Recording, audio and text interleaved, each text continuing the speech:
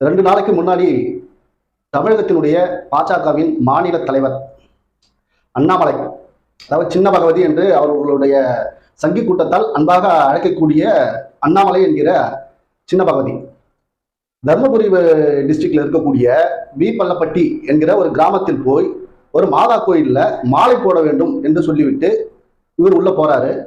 அப்போ அந்த கோவிலை சொந்தமாக கொண்ட, அந்த ஊரை பூர்வீகமாக கொண்ட, அந்த கோவிலுக்குள் வழிபடுகிற அவர்களுக்கு சொந்தமான கோவிலுக்குள் நீங்கள் அண்ணாமலை வரக்கூடாது, நீங்க மாலை போடக்கூடாது அப்படின்னு சொல்லிட்டு சில நபர்கள் போய் அதை தடுக்கிறாங்க. அண்ணாமலை அவர்கள் தடுத்தாங்கன்னா அதுக்கு பொறுப்புணர்வோடு ஒரு பதில் சொல்லி இருக்கணும். இதுதான் அரசியல் தலைவர்கள், அரசியல்வாதிகள் செய்யக்கூடிய ஒரு விஷயம். ஏன்னா ஒரு பொது தளம், பொது இடம், அது ஒரு மத சம்பந்தப்பட்ட விஷயம். அந்த இடத்துல போய் நின்றுக்கிட்டு அண்ணாமலை அவர்கள் தகுதியை மீறி அப்படின்னு சொல்லக்கூடாது இந்த இடத்துல. ஏன்னா தகுதியே இல்லாத நபர் தான் அண்ணாமலை. அவருக்கு கொடுக்கப்பட்டு இருக்கிற அந்த பதவியை ஒரு ஒரு கிரீடம் மாதிரி நினைச்சுக்கிட்டு பாஜக ஆட்சியில் இருக்கிறது என்ற ஒரு விதப்பில், இருமாப்பில் அவங்க கிட்ட என்ன சொல்றாருன்னா, இப்போ அவங்க ஆக்சுவலா என்ன ஒரு பேசிக்காக அவங்க எதுக்கு மாலை போடக்கூடாதுன்னு சொல்றாங்கன்னா, மணிப்பூரில் எங்களுடைய கிறிஸ்துவ மக்களை கொன்று குவிக்கிறார்கள், ஆலயங்கள், தேவாலயங்கள் இடிக்கப்படுகிறது. இதை எல்லாத்தையும் கண்டுக்காத உங்கள் பாஜக அரசு, அதற்காக குரல் கொடுக்காத நீங்கள் இப்ப எதுக்கு எங்க மாதா கோயிலுக்குள்ள மாலை போடணும், வேணாம் அப்படின்னு சொல்லிட்டு அவங்களுடைய தார்மீக எதிர்ப்பை அவர்கள் தெரிவிக்கிறார்கள். அண்ணாமலை என்ன பண்ணியிருக்கணும்? ஒண்ணு அதற்கான சரியான காரணத்தை சொல்லியிருக்கணும்.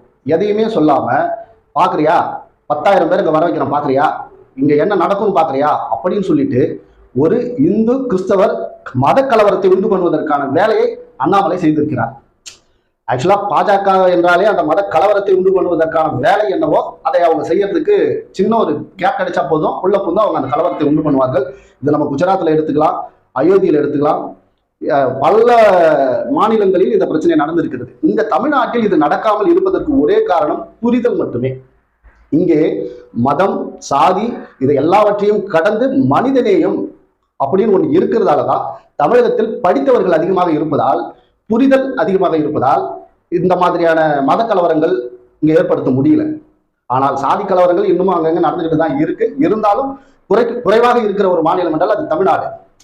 இங்கேயும் ஏதாவது தேர்தல் வருகிற நேரத்தில் கலவரத்தை உண்டு பண்ண வேண்டும் அப்படின்ற ஒரு கெட்ட தீய எண்ணத்தில் அண்ணாமலை சின்ன பகவதி என்ன பண்ணியிருக்காரு, கோயிலுக்குள்ள போய் இந்த மாதிரி வீராவேசம்லாம் பேசியிருக்காரு. இப்படிப்பட்ட ஒரு பாஜக, இப்படிப்பட்ட ஒரு அராஜக போக்கை கொண்ட இந்த தலைமை தமிழகத்தில் ஆட்சியை பிடித்தால் எப்படி இருக்கும் அப்படின்னு நீங்களே யோசிச்சு பாருங்க. இப்போ அதிமுக, திமுக 2 திராவிட கட்சிகள் ஊழல் குறித்து வேற எந்த விஷயத்துல வேணாலும் நம்ம சொல்லலாமே தவிர, தமிழகத்தில் 2 பேரும் ஆட்சி செய்யும் போதும் ஒரு ஒற்றை விஷயத்தில் மட்டும் அவங்க கரெக்டா இருந்திருக்காங்க. இந்த மத அரசியலை அவர்கள் ஒருபோதும் கையில் எடுத்தது இல்லை. இதுதான் தமிழ்நாட்டோட பலம். இது தெரியாம அண்ணாமலை இங்க இந்த மாதிரி வேலைகள் செய்வதற்கு, தூண்டுவதற்கு, இப்படிப்பட்ட செயல்களில் ஈடுபடுவது எப்படிப்பட்ட ஒரு அரசியல் என்பது தெரியவில்லை. இப்போ எந்த பக்கம் போனாலும் அடிக்கிறாங்க. மீடியாவில் சில சங்கிகளை வைத்து கேள்விகளை கேட்க சொல்றது, அதுல இருந்து ஏதாவது பிடிக்கலாமா அப்படின்னு பார்க்கும்போது, விஜய் சேதுபதி அவர்கள் கிட்ட போயிட்டு ஹிந்தி கத்துக்கலாமா வேணாமா அப்படின்னு சொன்னப்போ அவர் மூஞ்சில காரி கொத்தியா துப்பாத வரலாம். எத்தனை தடவைடா கேட்பீங்க, இது எந்த இடம், நான் சினிமா சம்பந்தமா உட்காந்துட்டு இருக்கேன், இங்க அரசியலும் இந்த கேள்வியை கேட்கறீங்களே அப்படின்னு சொல்லிட்டு அவர் திருப்பி இன்னொரு பதிலும் சொல்றாரு. ஹிந்தி இங்க படிக்க வேணாம்னு யாரும் தடுக்கல, ஹிந்தி இங்க நிறைய பேர் கத்துக்கிட்டு தான் இருக்காங்க, ஆனா எதுக்குதான் இந்த கேள்வியை பிடிச்சி நீங்க தொங்குறீங்கன்னு தெரியல. இதற்கு சரியான பதிலை ஐயா பிடிஆர் மதிப்புக்கும் மரியாதைக்கும் கூறிய பழனிவேல் தியாகராஜன் அவர்கள் சொல்லியிருக்கிறாரு. நீங்க அதை போய் பாடுறா தம்பி அப்படின்னு சொல்லியிருக்காரு. இப்படி இவர்கள் எங்க போனாலும், இப்ப மாதா கோயில்ல மாலை போட போகணும்னாலும் தோல்விதான்.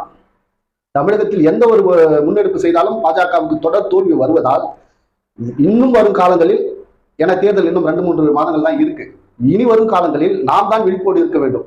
ஏன்னா இந்த ஓட்டுக்காக மத அரசியலை இங்கே ஏதாவது பண்ணி தூண்டி கலவரத்தை உண்டு பண்ணுவதற்காக பாஜகவும் சரி, பாஜகவில் இருக்கக்கூடிய இந்த சின்ன பகவதியும் சரி இப்படிப்பட்ட வேலைகளை செய்து கொண்டுதான் இருப்பார்கள். ஆனால் நாம் கிறிஸ்தவர், இஸ்லாமியர், இந்து என்கிற சமயத்தின்பால் நிற்காமல் மனிதநேயம் அப்படின்னு நின்னா நம்முடைய தமிழகம் என்றைக்குமே நிலையான தமிழகம், வளர்ச்சி பெறும் தமிழகமாக இருக்கும், மனிதநேயம் உள்ள ஒரு தமிழ்நாடாக இருக்கும் என்பது என்னுடைய தாழ்மையான கருத்து. முடிஞ்ச வரைக்கும் இந்த பாஜக சங்கிகளை பார்த்தாலே கண்டுபிடிச்சிடலாம். இந்த பாஜக சங்கிகளை நீங்கள் பார்த்தாலே அடையாளம் கண்டு கொள்ளலாம். முடிந்தவரை இடையவே இருக்கிறது ரொம்ப பெட்ரு. கிட்ட வந்தா கடிச்சிருவானுங்க, அதனால பார்த்து இருந்துக்குங்க அப்படின்றது என்னுடைய தாழ்மையான வேண்டுகோள். இன்னும் சில அடுத்த காணொலியில் உங்களை நான் வந்து சந்திக்கிறேன். நம்ம சேனல் உங்களுக்கு பிடிச்சிருந்தா லைக் பண்ணுங்க, ஷேர் பண்ணுங்க, சப்ஸ்கிரைப் பண்ணுங்க, மறக்காம பெல் பட்டனை கிளிக் பண்ணுங்க. நன்றி, வணக்கம்.